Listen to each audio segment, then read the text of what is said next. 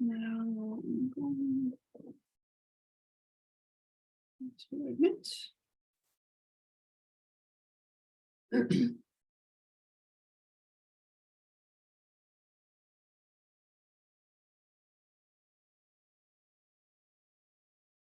Good morning, everyone. Welcome for joining the 2023 Spring Immigration Workshop for NAFSA Region 11. We still have some more people coming in through the waiting room, so I'm just going to give everyone a second to join before we officially get started.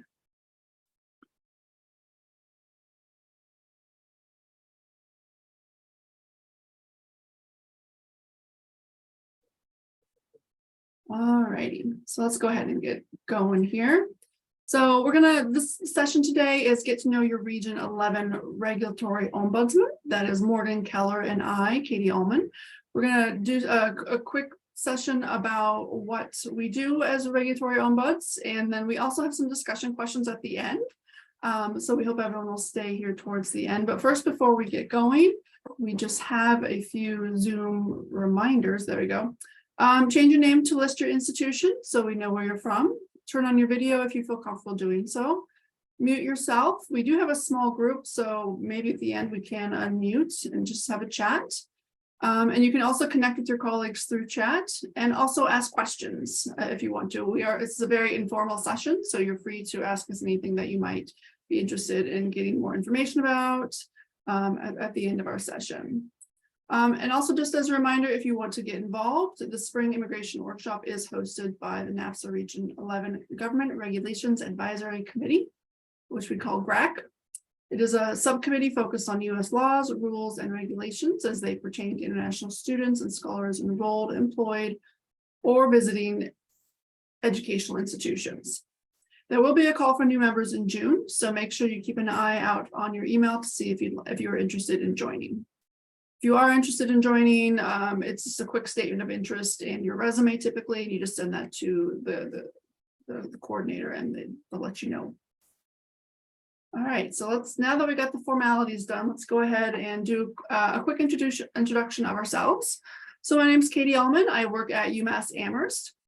I'm an international student and scholar advisor here. I've been in international education for over 10 years and specifically advising students and scholars since 2013. I've been at UMass since 2019. Prior to that, I was a one-person office and the PDSO and the RO and the mom of the students at Western New England University for almost 6 years before I transitioned to UMass Amherst, which was a big change because I went from a school of maybe 250, 300 students to I think we're 5,000 now. And that doesn't count our scholars and our employees and faculty. So it's a pretty big transition. So I kind of have both views of small offices and big offices. So I understand all the pain points for everyone that is in those situations.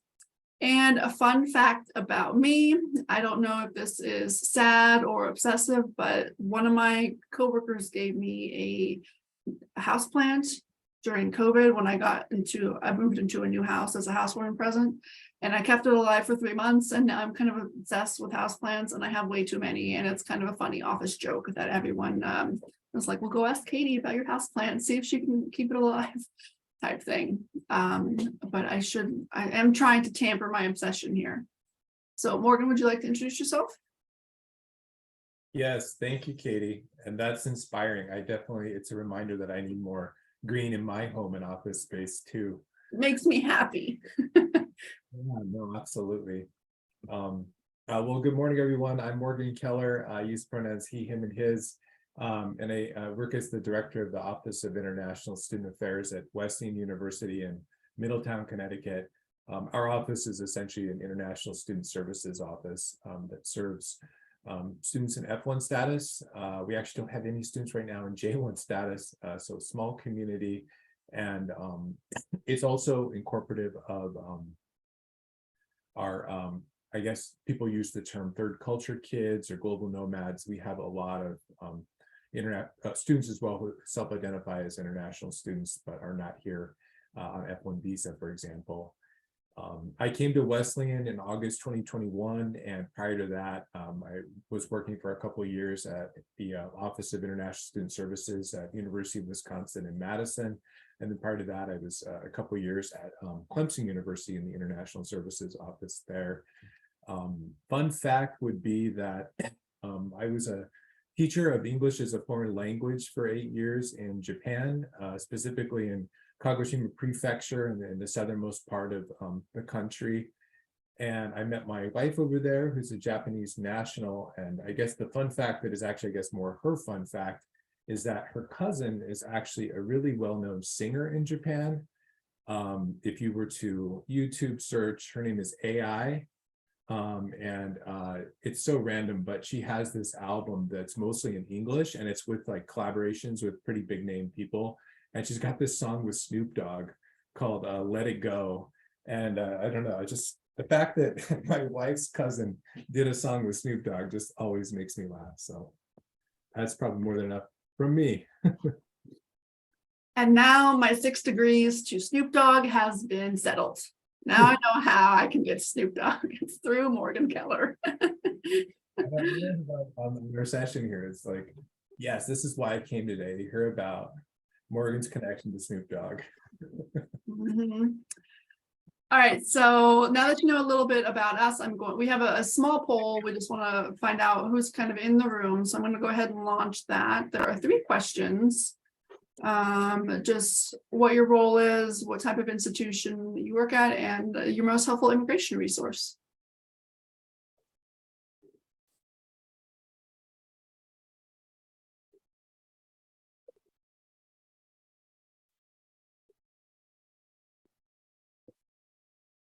Okay, so let's see. Mostly everyone has participated. Just give another second here and I'll display the results.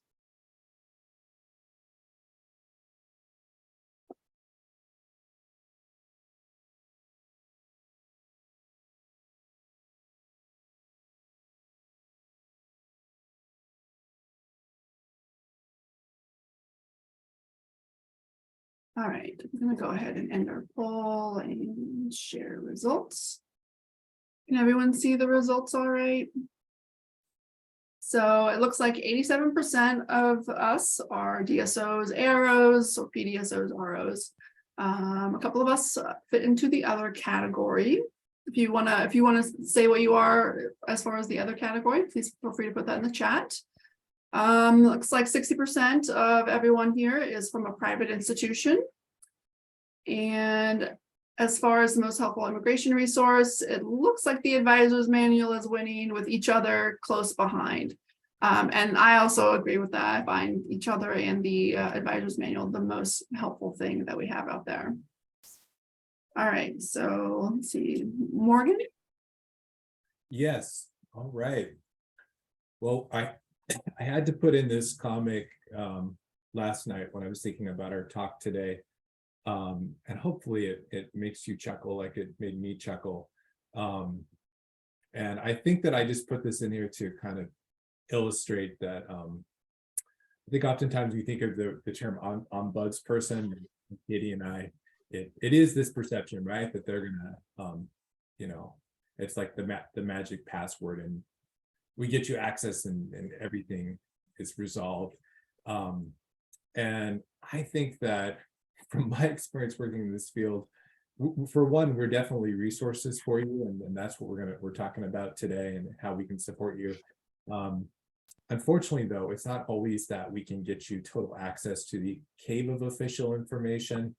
I feel like oftentimes we can do our very best to kind of peek in or help you get a peek in and get the information you need. But just wanted to kind of include this metaphor to kind of frame our roles a little bit. Yeah. Thank you. Yeah. So a little bit then, kind of elaborating on our roles. I'm following in our region. I'm following the amazing Hannah Bliss from Amherst, who some of you may know.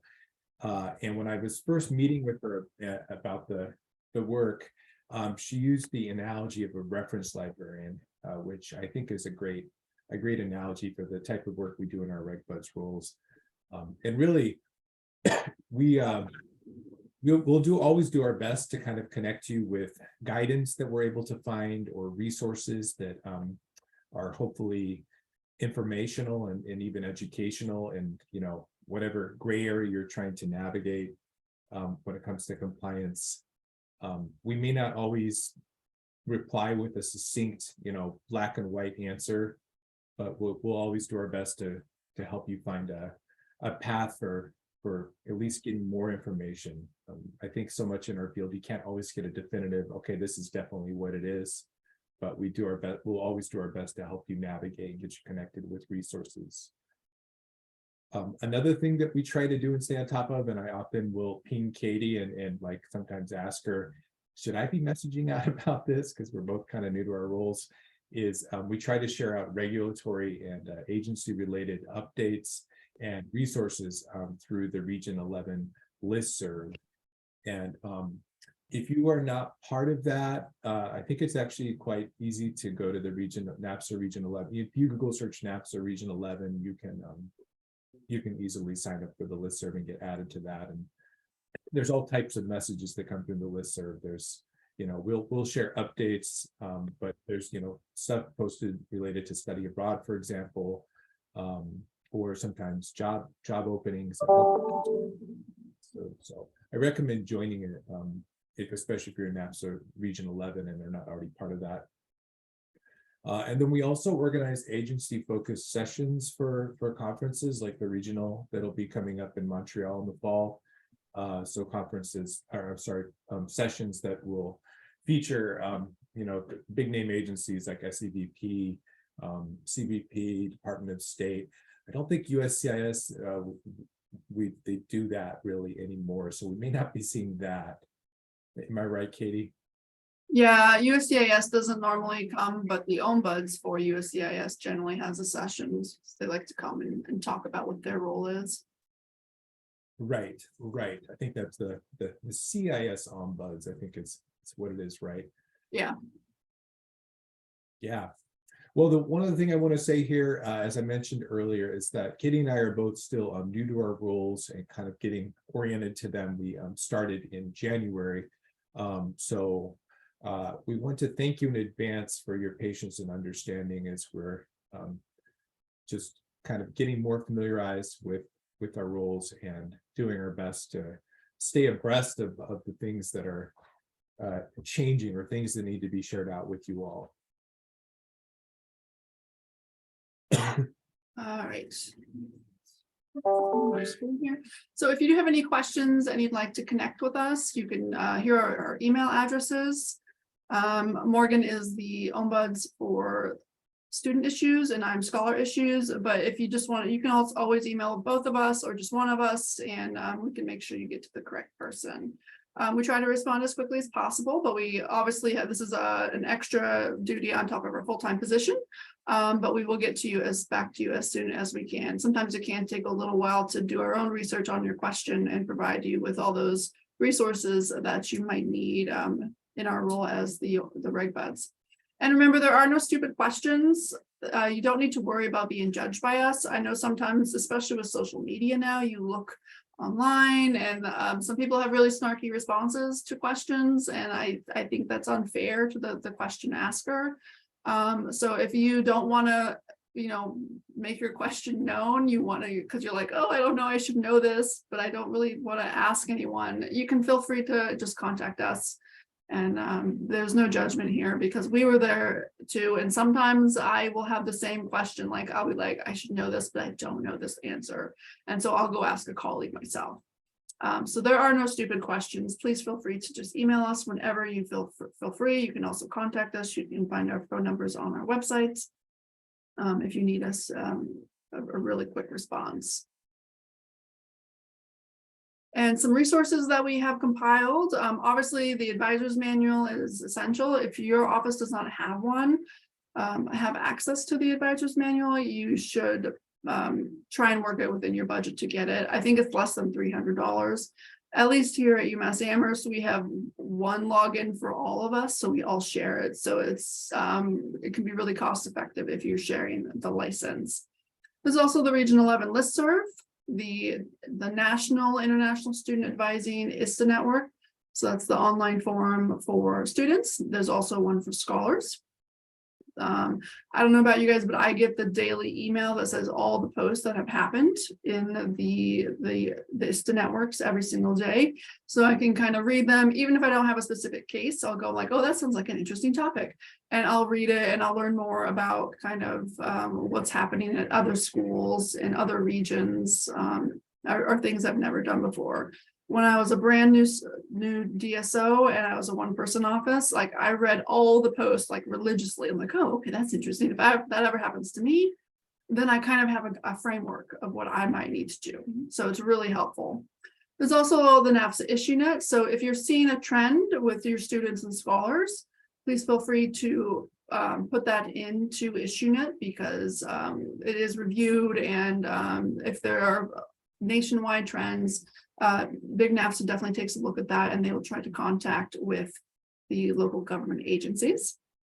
Study in the States is actually a really good government website. I go there sometimes myself to try and understand what the government is doing and read between the lines of what they are trying to do with the regulations. Code of Federal Regulations, if you really want to go straight to the source, it's right there. So I do that too as well when necessary. There's also SIWP's governing regulations for students in schools, the the FAQs for COVID-19 and the guidance. And if you're interested, there is a really big Facebook group called ISSers United. When I joined the group, I think it was like 400 members, and now it's over 1,000 members. So, and it's a nationwide group. So you kind of see a lot of different things. It's a lot like the ISTA networks, but it's more informal. And it's not run by NAFSA, but it's run by a couple other PDSOs in another region. So it's a very good group that I belong to as well. And additionally, your SIWP rep, other GRAC members, your KISS reps, and of course, you can always contact us if you are so interested in doing so. And let's see here. And now Morgan has a very funny joke he'd like to tell you. Well, I have to qualify that. I don't know if it's necessarily funny, but I should give the disclaimer that as your RegBud for student issues, I'm also a dad, and I have to own the fact that I have a propensity for making dad jokes, and this one just came to mind last night and I just couldn't resist. So apologies in advance. But the question is, why were the regulatory ombuds reluctant to contact SIWP? And if anybody has, oh shoot, there it is. Oh, I went back. So no one saw it. Anybody want to venture a guess, or maybe you saw the next screen?